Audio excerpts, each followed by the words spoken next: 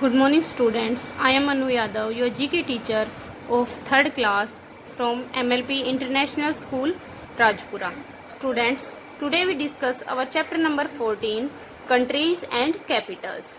Students, in this chapter we have different countries and capitals. हमारे पास different काफ़ी सारी countries के नेम गिवन है और उनकी कैपिटल्स दी हुई है। हमें कंट्रीज़ को किससे मैच करना है? कैपिटल से मैच करना है। हमारे पास कॉलम ए में कंट्रीज़ दी गई हैं और कॉलम बी में कैपिटल्स गिवन है। So we match them. Let's start our chapter number 14, countries and Capitals.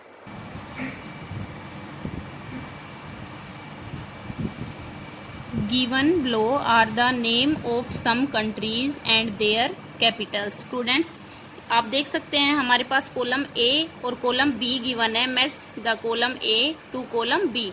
Hair is countries. यहाँ पर हमारे पास कॉलम ए में कुछ कंट्रीज के नेम गिवन है एंड कॉलम बी में कैपिटल्स के नेम दिए गए हैं हमारे पास। सो हमें क्या करना है? Match the countries with their Capitals. Let's start our chapter number 1। Number 1 पे क्या है? India. Students, you all no India की कैपिटल क्या है? New Delhi.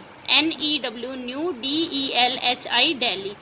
So write here number 1 after new Delhi. New Delhi लिखा हुआ है, उसके पीछे आपको नंबर 1 करना है। आपको ऐसे लाइनिंग के साथ मैच नहीं करना है, आपको समझ में नहीं आएगा। सो जो आपका कंट्रीज का नंबर है वो आपको अपनी कैपिटल्स के पीछे लिखना है। So write number 1। Second is Bangladesh.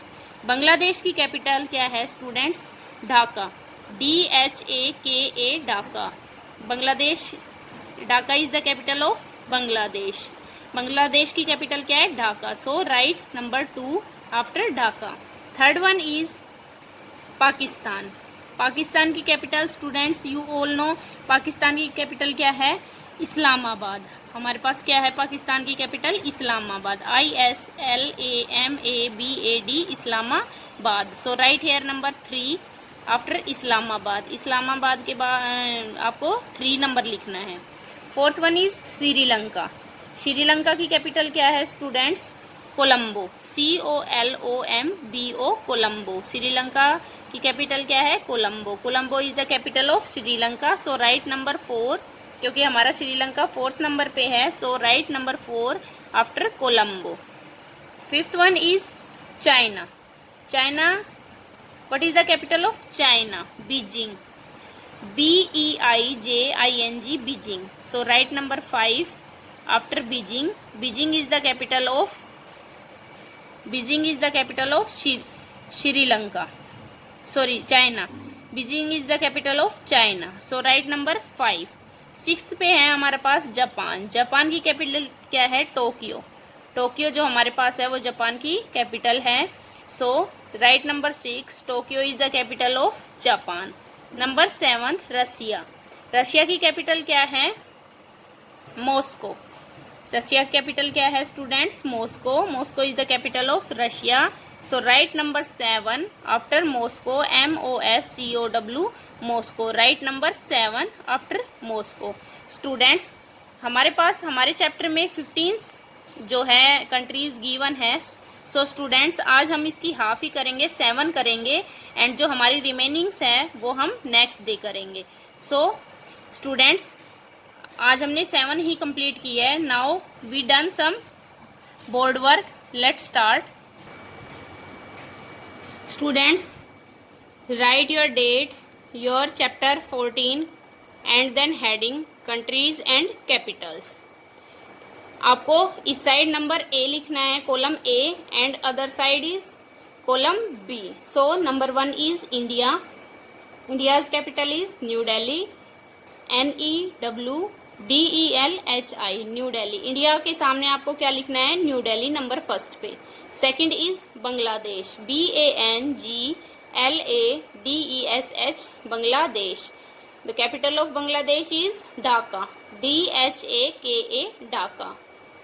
Number 3 is Pakistan. PAKISTAN, Pakistan. And the capital of Pakistan is Islamabad. ISLAMBAD, Islamabad. Fourth is Sri Lanka. SRI Shri, LANKA Lanka. Students remember it. Sri और लंका आपको अलग अलग राइट करना है and the first letter of Lanka L आपको capital बनाना है. So the capital of Sri Lanka is Colombo. COLOMBO Colombo. COLOMBO Colombo. Fifth is China. CHINA China. The capital of China is Beijing. BEIJING Beijing. BEIJING Beijing. Sixth is Japan. Japan की हमारी capital क्या है? Tokyo. JAPAN Japan. And the capital of Japan is Tokyo. TOKYO Tokyo. Last is Russia. RUSSIA Russia. And students what is the capital of Russia is Moscow. MOSCOW Moscow. Moscow is the capital of Russia. Students, today we done our chapter number 14, countries and capital. Students, first of all, match countries and capital in your book. आपको पहले book में fill करना है and then complete your notebook. जैसा कि मैंने board पे work कराया है ऐसे आपको अपनी फिर नोटबुक में कंप्लीट लिखना है and right with clean and clear writing. Neat and cleanly आपको राइट करना है. Students, I hope you understand our chapter number 14, countries and capital.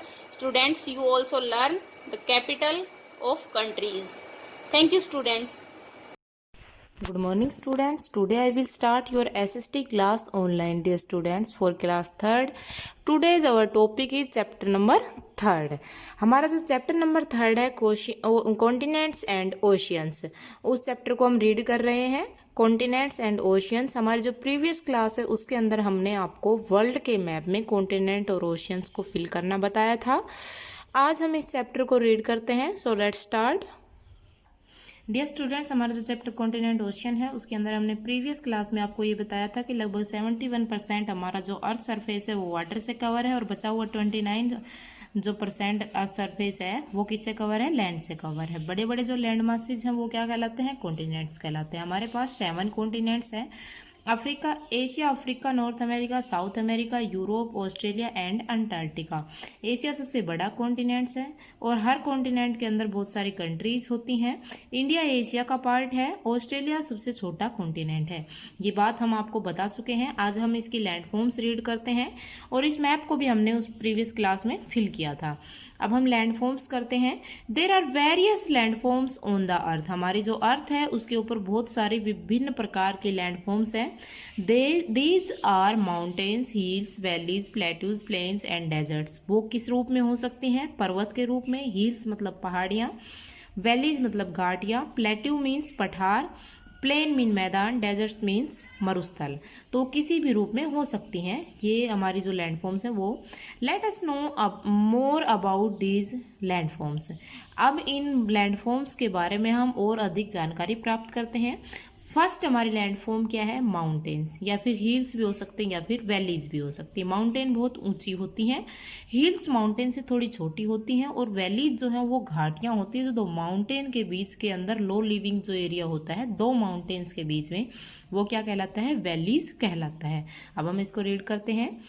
The highest area on the earth are called mountains. हमारी जो अर्थ पर जो area सबसे ऊंचा होता है वो क्या कहलाता है? माउंटेन्स कहलाते हैं. ऊंचे जो एरियाज होते हैं वो क्या कहलाएंगे? Mountains. The top of a mountain is a called peak. जो हमारी माउंटेन होती है, जो पर्वत होती है, उसके जो ऊपर का एरिया होता है सबसे टॉप का वो क्या कहलाता है? पीक कहलाता है, शिखर कहलाता है, चोटी जिसे हम कहते हैं. When many mountains are joined together. और जहाँ पर बहुत सारी माउंटेन्स एक दूसरे से जुड़ी हुई रहती हैं, दे फॉर्म ए रेंज. उन्हें हम क्या कहते हैं? रेंज मीन्स होता है श्रृंखला. तो जो बहुत सारी माउंटेन्स जब एक दूसरे से जुड़ी हुई होती हैं तो वो किसके रूप में होती हैं? श्रृंखला के रूप में. Hills are the high area. Hills जो होती हैं वो भी एक ऊंचा एरिया होती हैं. They are not as high as a mountain. वो क्या होती हैं, लेकिन ऊंचा एरिया तो होती है लेकिन माउंटेन से ऊंची नहीं होती है। तो माउंटेन से थोड़ी छोटी क्या होती हैं, हिल्स होती हैं।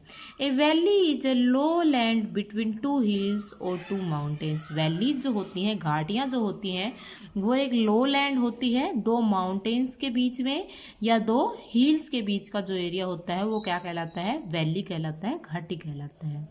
जैसे फॉर एग्जाम्पल मान लो बेटा हमारी ये क्या है, माउंटेन है, ये क्या है, माउंटेन, माउंटेन। अब एक तो ये दो माउंटेन्स, मान लो दो या तीन, जितनी भी माउंटेन्स हैं, ये 1 2 3, इन तीनों माउंटेन्स को अगर हम ज्वाइंट रूप में अगर कुछ कहेंगे तो वो क्या कहलाएंगी, mountain range, mountain range, mountain range कहलाएगी ये तीनों माउंटेन्स। उसके बाद इसका सबसे ऊपर का जो ये वाला पार्ट होता है माउंटेन का, तीनों का कितनी भी माउंटेन्स हो, वो क्या कहलाता है, पीक कहलाता है, PEAK।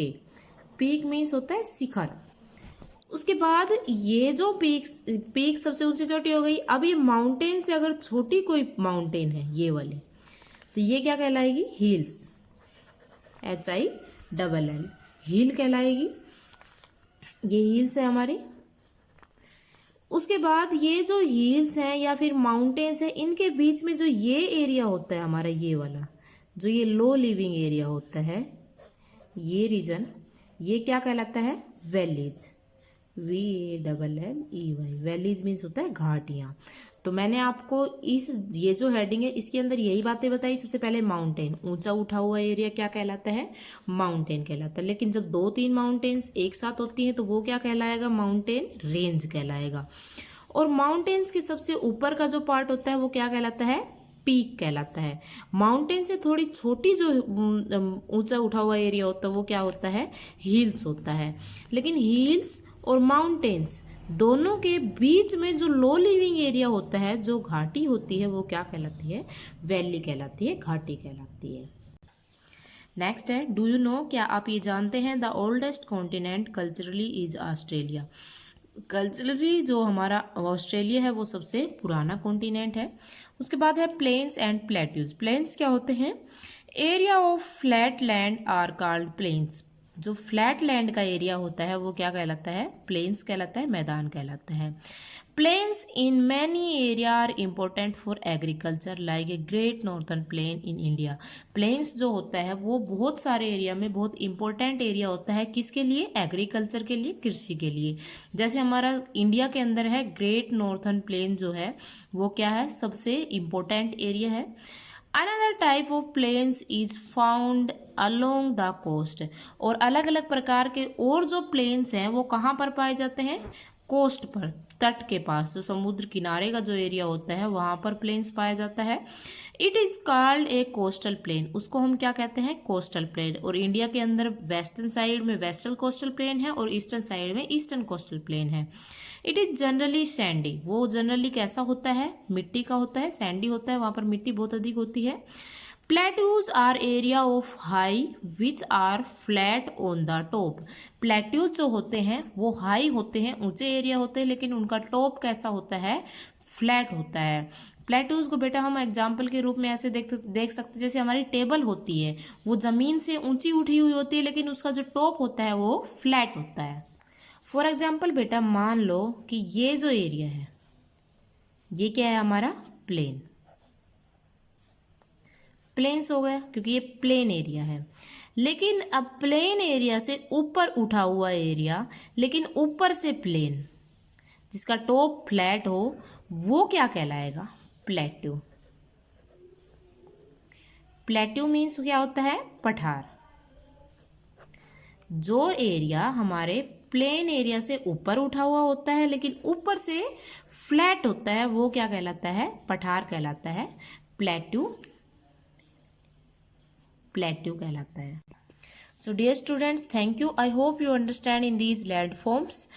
हमारी जो अगली क्लास है उसके अंदर हम अदर लैंड फॉर्म्स को रीड करेंगे। So thank you. I hope you understand in this chapter.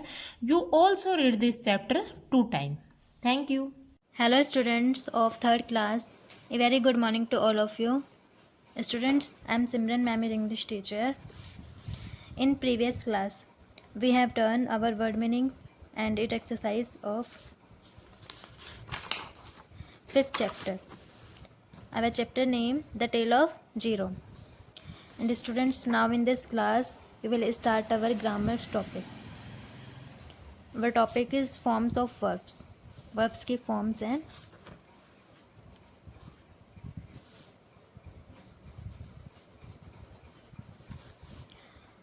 First है हमारी present form, past form, past mean second form, past participles third form, present participles first form plus I N G. इन forms का मतलब पता चल गया. Present का मतलब होता है वर्ब की फर्स्ट फॉर्म ओनली. पास्ट का मतलब क्या होता है, वर्ब की सेकेंड फॉर्म. पास्ट पार्टिसिपल्स का मतलब क्या होता है, वर्ब की थर्ड फॉर्म. और प्रेजेंट पार्टिसिपल्स का मतलब क्या होता है, वर्ब की first form plus ING. First है हमारी अराइज, ARISE, अराइज. ये हमारी प्रेजेंट फॉर्म है. पास्ट में क्या हो जाएगी, arose, AROSE, arose. Past participles में क्या हो जाएगी, arisen, ARISEN, arisen. Present participles में क्या हो जाएगी, अराइजिंग. वर्ब की फर्स्ट फॉर्म के साथ क्या लग जाएगा, ING, ARISING. इसी तरह सारी हैं. देखिए second awake, AWAKE, awake. Second awoke, awoken, awaking, AWAKENING, awaking. Third है built, BUILT, built, built, built, building, BUILDING, building. Fourth है बाय. सेकेंड फॉर्म क्या हो जाएगी, bought, BOUGHT, bought. Third form भी क्या हो जाएगी, बोथ, BOUGHT, बोथ. और प्रेजेंट पार्टिसिपल इस क्या हो जाएगी, बाइंग, BUYING, बाइंग. फिफ्थ है burn, BURN, burn. Second form क्या हो जाएगी, burnt, BURNT, burnt. Third form burnt. And present participle क्या हो जाएगा, ING लग जाएगा पीछे, BURNING, बर्निंग. सिक्स्थ है बैंड, बैंट, बैंट, बैंडिंग. सेवेंथ है ब्रिंग. ब्रिंग की सेकेंड फॉर्म क्या हो जाएगी, broth, BROUGHT, broth. Third form भी क्या हो जाएगी, broth. And bringing, present participle bringing. Eighth है हमारा beer, BEAR, beer. Second form क्या आ जाएगी, बोर. थर्ड फॉर्म क्या आ जाएगी, board, BORNE, board. And present participle क्या हो जाएगी हमारी, बियरिंग, BEARING, बियरिंग. नाइन्थ है बीट, BEAT, बीट. बीट की सेकेंड फॉर्म क्या आ जाएगी, बीट. थर्ड फॉर्म क्या आ जाएगी, beaten, BEATEN, beaten. And present participle क्या हो जाएगी हमारे, beating, BEATING, beating. And tenth है बिगिन, BEGIN, बिगिन. बिगिन की second form begin, BEGAN, begin. Third form BEGUN, begun. And present participle क्या हो जाएगी, बिगनिंग, BEGINNING, बिगनिंग. 11th है हमारी become, BECUME, become. Became second form क्या आ जाएगी, became, BECAME, became. Third form क्या आ जाएगी, become, BECOME, become. And present participle क्या हो जाएगी हमारी, बिकमिंग, BECOMMING, बिकमिंग. 12th है बाइट, BITE, बाइट. बाइट की सेकेंड फॉर्म क्या आ जाएगी, बीट, BIT. थर्ड फॉर्म क्या आ जाएगी, बीटन. और present participle biting, BITTING, biting. 13 है break, BREAK, break. Second form क्या आ जाएगी, broke, BROKE, broke. Third form broken, BROKEN, broken. And present participle क्या हो जाएगा, ब्रेकिंग, BREAKING, ब्रेकिंग. 14th है choose, CHOOSE, choose. Second form हो जाएगी chose, CHOOSE, chose. Third form हो जाएगी चोजन, CHOSEN, चोजन. एंड हमारी प्रेजेंट पार्टिसिपल हो जाएंगे चूजन, चूजिंग, CHOOSING, चूजिंग. 15 है कम, COME कम, सेकेंड फॉर्म क्या हो जाएगी केम, थर्ड फॉर्म क्या हो जाएगी कम, एंड प्रेजेंट पार्टिसिपल क्या हो जाएगी कमिंग, COMING कमिंग। 16 है क्रिप, CREEP क्रिप, सेकेंड फॉर्म क्या हो जाएगी crypt, CRAPAT crypt, third form भी क्रिप्ट हो जाएगी और क्रिपिंग। 16 है catch, CATCH catch, second form क्या हो जाएगी cut, CAUGST cut, third form भी CAUGST कट हो जाएगी और कैचिंग प्रेजेंट पार्टिसिपल। 18 है डिग, DIG डिग, सेकेंड फॉर्म क्या हो जाएगी डग, थर्ड फॉर्म भी क्या हो जाएगी डग और डगिंग, सॉरी डगिंग हो जाएगी DUGGING डगिंग। 19 है हमारी डू की सेकेंड फॉर्म क्या हो जाएगी did, third form done and present participle doing, DOING doing. 20 है draw, DRAW draw, second form क्या हो जाएगी drew, third form drawn, DRAWN drawn and present participle क्या हो जाएगी drawing, DRAWING drawing. So students, I hope you will understand these forms of verbs and these forms of verbs write in your notebook and learn also. Thank you and have a nice day.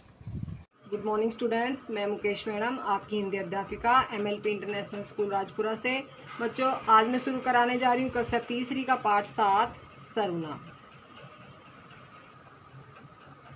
हमारा पहला प्रश्न है सही कथन पर सही और गलत कथन पर गलत चिन्ह लगाइए। पहला वाक्य है सर्वनाम के शब्द रूप में लिंग के कारण कोई परिवर्तन नहीं होता। ये बात बिल्कुल सही है। वचन के कारण परिवर्तन आता है, लिंग के कारण सर्वनाम के रूप में कोई परिवर्तन नहीं आता। तो यहाँ पर हम सही का निशान लगाएंगे। अगला वाक्य है मैं निश्चयवाचक सर्वनाम है। ये गलत है। मैं पुरुषवाचक सर्वनाम है, निश्चयवाचक सर्वनाम नहीं है। अगला वाक्य है कोई अनिश्चयवाचक सर्वनाम है। सही है, इसमें सही का निशान लगाएंगे क्योंकि इसमें किसी निश्चित जानकारी का बोध नहीं हो रहा है, इसलिए ये अनिश्चयवाचक सर्वनाम है। सर्वनाम शब्द मैं, तुम और वह दोनों लिंगों के प्रयोग में किए जाते हैं। दोनों लिंगों के प्रयोग किए जाते हैं। ठीक है, ये बात बिल्कुल सही है। सर्वनाम शब्द मैं, तुम और वह दोनों लिंगों के लिए प्रयोग किए जाते हैं, यानी स्त्रीलिंग और पुल्लिंग दोनों में ही समान रूप से इस्तेमाल किए जाते हैं। तो यहाँ पर हम सही का निशान लगाएंगे। अगला वाक्य है तुम प्रश्नवाचक सर्वनाम है। ये गलत है क्योंकि प्रश्नवाचक सर्वनाम में वो सर्वनाम शब्द आते हैं जो प्रश्न पूछे जाने के काम आते हैं। तुम पुरुषवाचक सर्वनाम है, तो यहाँ पर हम गलत का निशान लगाएंगे। अगला प्रश्न है सही शब्द द्वारा रिक्त स्थान भरिए। कल तुम्हारे घर डैश आया था। यहाँ आएगा कौन, पीछे प्रश्नवाचक चिन्ह है, आपको ये ध्यान रखना है। उसके हिसाब से क्या आएगा यहाँ पर कौन। डैश बस से स्कूल जाता हूँ, इसमें आएगा मैं। अगला वाक्य है जल्दी से छिप जाओ डैश आ रहा है। इसमें आएगा वह। जल्दी से छिप जाओ वह आ रहा है। डैश सरकारी विद्यालय है, तो इसमें क्या आएगा यह। क्या आएगा यह सरकारी विद्यालय है। अगला वाक्य है भैया देखो बाहर डैश आया है। भैया देखो बाहर डैश आया है, पीछे क्वेश्चन मार्क चिन्ह लगा हुआ है, प्रश्नवाचक चिन्ह, तो इसमें क्या आएगा कौन। भैया देखो बाहर कौन आया है। अगला वाक्य है दीपा ने कहा कि डैश जल्दी डैश दिल्ली जाएगी। इसमें क्या आएगा वह। दीपा ने कहा कि वह दिल्ली जाएगी। अगला प्रश्न है निम्नलिखित वाक्यों में गलत सर्वनाम शब्दों का प्रयोग हुआ है। सही सर्वनाम शब्दों का प्रयोग करके वाक्य पुनः लिखिए। ये जो वाक्य हमारे पास दे रखे हैं इनमें गलत सर्वनाम शब्दों का प्रयोग किया गया है। हमें सही सर्वनाम शब्दों का प्रयोग करके वाक्य को दोबारा लिखना है। तो पहला वाक्य इन्होंने दिया है दूध में कोई पड़ गया है, तो इसमें सही वाक्य क्या आएगा दूध में कुछ पड़ गया है। सही सर्वनाम क्या होगा यहाँ पर? कुछ। दूध में कुछ पड़ गया है। अगला वाक्य है वह को पढ़ाई करनी है। इसको ठीक करके हम लिखेंगे उसको पढ़ाई करनी है। अगला वाक्य है तुमने वहाँ कोई को देखा है। इसका सही वाक्य होगा तुमने वहाँ किसी को देखा है। कोई को की जगह क्या आएगा? सर्वनाम शब्द किसी को। अगला वाक्य है अध्यापक जी मैं पर क्रोधित हुए थे। सही आएगा अध्यापक जी मुझ पर क्रोधित हुए थे। यहाँ मैं पर की जगह क्या आएगा? मुझ पर। लास्ट वाक्य है दीदी तुम कौन को पत्र लिख रही हो। सही वाक्य क्या आएगा? दीदी तुम किसको पत्र लिख रही हो। यहाँ कौन को की जगह क्या आएगा? सर्वनाम शब्द किसको। और बच्चों प्रश्न नंबर ग और डे आप लोगों को खुद करना है। ये आपका होमवर्क है, ये आप लोगों को स्वयं करना है। तो बच्चों मैंने आपको अभ्यास कार्य करवाया है। ये आप सभी को अपनी नोटबुक में सुंदर राइटिंग में लिखना है और याद करना है। और याद रहे कि प्रश्न नंबर ग और डे आप लोगों को स्वयं करना है। तो बच्चों कल फिर मिलते हैं, तब तक के लिए धन्यवाद। Good morning student, myself Bala ma'am from MLP International School Rajpura. Dear student, our revision classes has completed. So now we start our next chapter and our next chapter is 6th division. So now we start and in this exercise we solve division question and so now we start our exercise 6.1 and question number first is write two division fact for the each of the following multiplication fact. हमारे पास multiplication fact है, हमें कोई भी two division fact इसमें करने हैं। सो बेटा हम कैसे करेंगे? So now we start.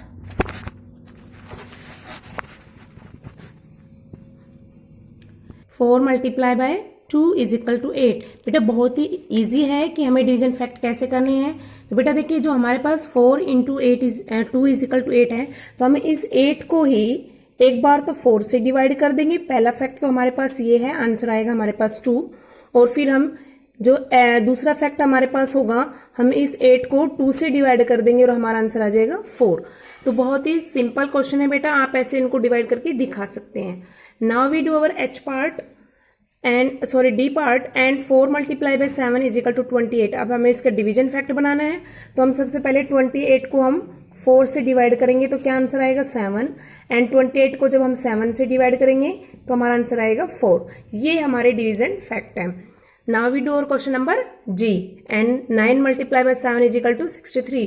तो हमारा आंसर होगा 63 divide by 9 is equal to 7 and 63 divide by 7 is equal to 9। इस तरह हम इसको मल्टीप्लीकेशन फैक्ट को डिवीजन फैक्ट में चेंज कर सकते हैं। I think dear student you understand very well our question number first. और बेटा इसकी जो रिमेनिंग पार्ट्स हैं वो आपने खुद करने हैं। मैंने 3 क्वेश्चन यहाँ पे सोल्व करके दिखाए हैं, बहुत ही इजी है और ऐसे ही रिमेनिंग पार्ट्स आपने खुद करने हैं। Now we do our question number second. Question number second है डिवाइड द फॉलोइंग और हमें quotient and reminder find out करना है। तो बेटा हमारा फर्स्ट क्वेश्चन है 420 डिवाइड बाय 5। अब हमें 420 को 5 से डिवाइड करना है। So now we start. First of all चाहे तो आप 5 की टेबल लिख सकते हैं, मैं आपको इसको सोल्व करके दिखा रही हूँ। 5 × 5 10 15 20 25 30 35 40 एंड 45 एंड 50। तो बेटा देखिए हमारे पास 5 सिंगल डिजिट है, अब 4 सिंगल डिजिट 5 से छोटा है, अंदर वाली डिजिट छोटी है, तब हम 2 डिजिट लेकर डिवाइड करेंगे, 42 लेकर डिवाइड करेंगे। बेटा ये डिवीजन रूल भी है कि हमें कब सिंगल डिजिट से डिवाइड करना है और कब 2 डिजिट लेकर डिवाइड करना है। तो बेटा अगर जब अंदर वाली डिजिट छोटी होती है बाहर वाली डिजिट से, तो हम 2 डिजिट लेकर सोल्व करते हैं। अगर अंदर वाली डिजिट बड़ी होती है बाहर वाली डिजिट से, जिससे हमने टेबल पढ़नी है, तो हम 1 डिजिट लेकर सोल्व कर सकते हैं। तो अब देखो बेटा बाहर तो 5 है और अंदर 4 है, तो हम सिंगल डिजिट से डिवाइड नहीं कर पाएंगे क्योंकि 4 छोटा है, तब हम 2 डिजिट लेंगे 42। अब हमें टेबल में देखना है 5 की टेबल में 42 है, 42 नहीं है, तो 42 से छोटा क्या है बेटा 40, तो हम यहाँ पर 40 राइट कर देंगे। अब हमें ये देखना है 40 हमारा कितने नंबर पर है टेबल में, टेबल में कितने नंबर पे बेटा 48 नंबर पर।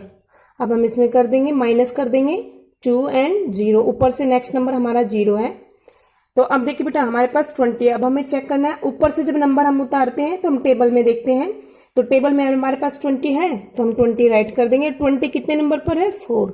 अब हम इनको माइनस कर देंगे। तो देखिए बेटा रिमाइंडर क्या होता है, ये जो हमारे ऊपर आंसर आता है ये हमारा क्वोशिएंट होता है और जो नीचे बच गई ये हमारा होता है रिमाइंडर। तब हम यहाँ पर राइट कर देंगे कि हमारा क्वोशिएंट क्या है, हमारे पास क्वोशिएंट है 84 और रिमाइंडर क्या बचा था हमारे पास? 0। Okay student, I think you understand very well.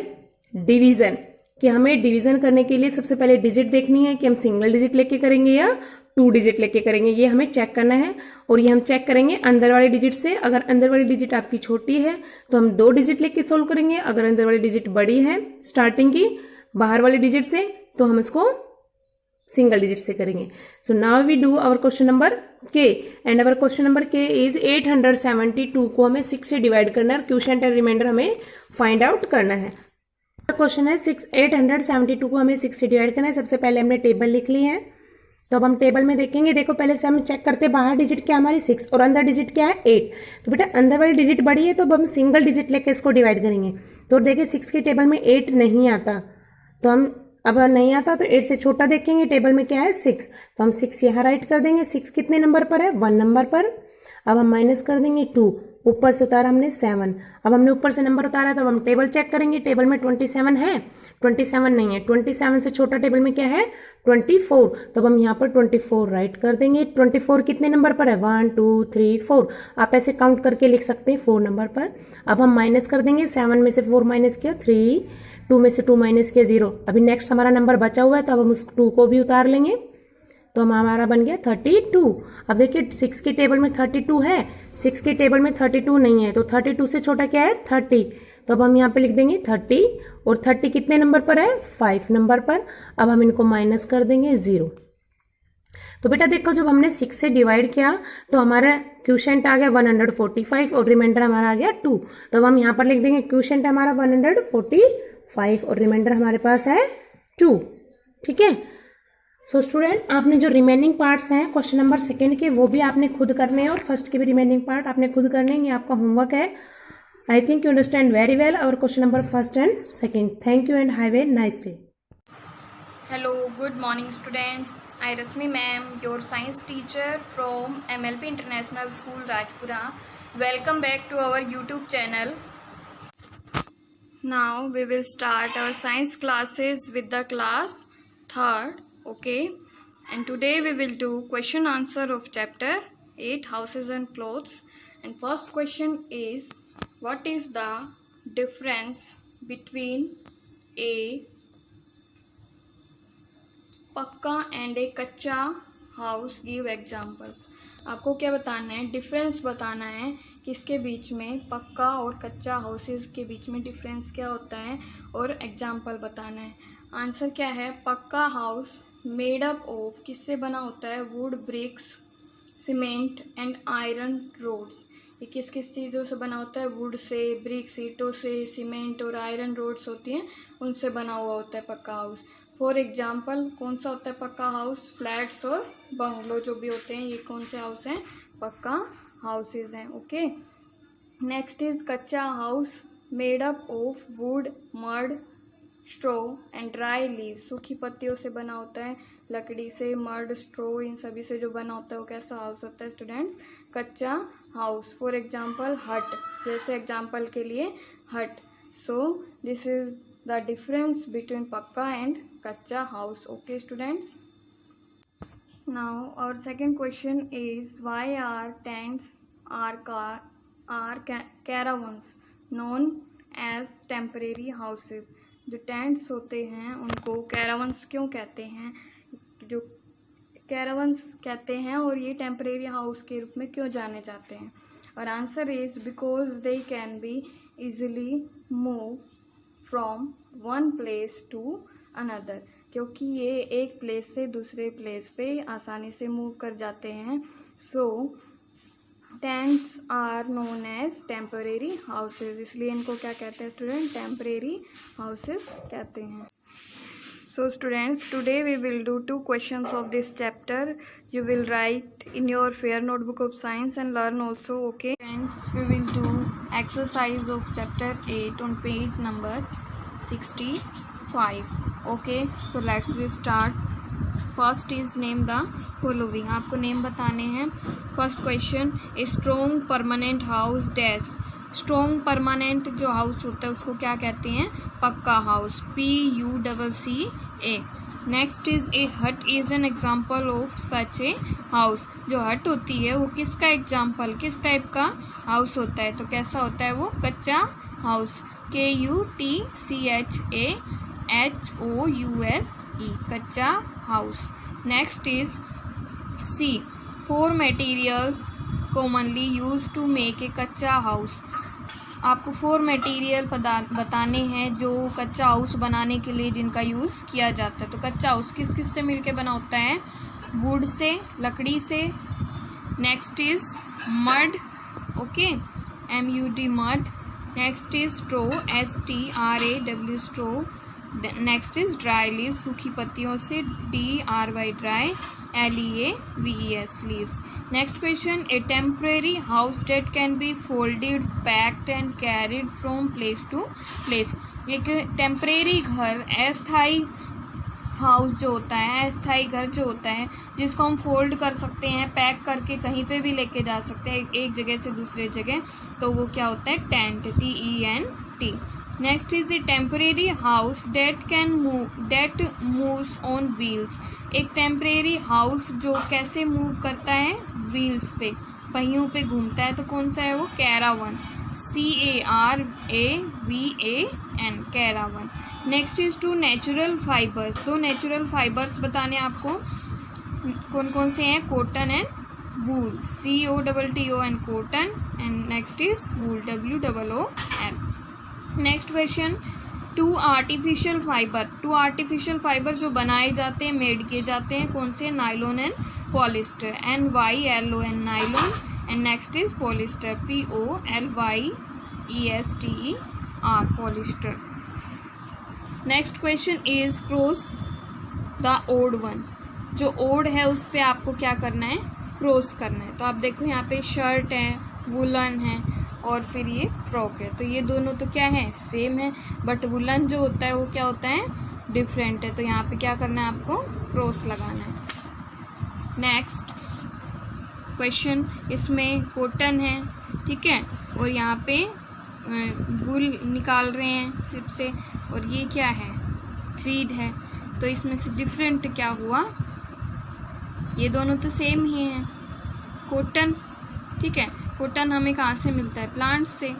Okay, और जो वूल है वो हमें एनिमल से मिलता है. तो ये दोनों क्या हो गए? एनिमल और प्लांट से जो मिलते हैं वो क्या होते हैं? Natural fibre. लेकिन ये फाइबर क्या है? डिफरेंट है. तो यहाँ पे क्या करोगे? क्रॉस का साइन लगा देंगे. नेक्स्ट हाउसेज है. ये कैसा है? परमानेंट. ये भी परमानेंट, लेकिन ये क्या है? Temporary house. सो क्रॉस लगाएंगे यहाँ पे. नेक्स्ट में आपको इनमें से क्या डिफरेंट लग रहा है? आयरन. तो इस पे क्रॉस लगा देंगे. नेक्स्ट ये क्या है? हाउसेज हैं. ये कैसा है? परमानेंट है. ये व्हील पे है. और ये क्या है? टेंट है. तो ये दोनों तो कैसे हैं? टेम्परेरी हाउसेज हैं, लेकिन ये कैसा है? परमानेंट. तो यहाँ पे क्या कर दोगे आप? क्रॉस लगा दोगे. Okay students, next is choose the right word to fill in the blanks. Right word choose करना है इनमें फिल करने के लिए. तो first dash are made up of strong cloths known as canvas. Canvas से क्या बना होता है? टेंट. तो आप यहाँ पे क्या फिल करोगे? Tent. Next is A dash is a temporary house. इनमें से टेम्परेरी हाउस कौन सा है? बंगलो या फिर कैरावन. तो कौन सा है टेम्परेरी? कैरावन. ओके, बंगलो कैसा होता है? Permanent house. Nylon and dash are artificial fibre. Artificial fibre जो बनाए जाते हैं, तो नाइलॉन और उसके साथ क्या है? पॉलिस्टर. और जो सिल्क है वो क्या है? Natural fibre. We wear light dash clothes in summer. Summer में हम कैसे क्लोथ्स पहनते हैं, कैसे कपड़े पहनते हैं जो फीके कैसे होते हैं? कॉटन के. We get dash fibre from plant and animal. Plant और एनिमल से हमें कौन से फाइबर मिलते हैं? Natural fibres. Okay students, thank you. Have a good day.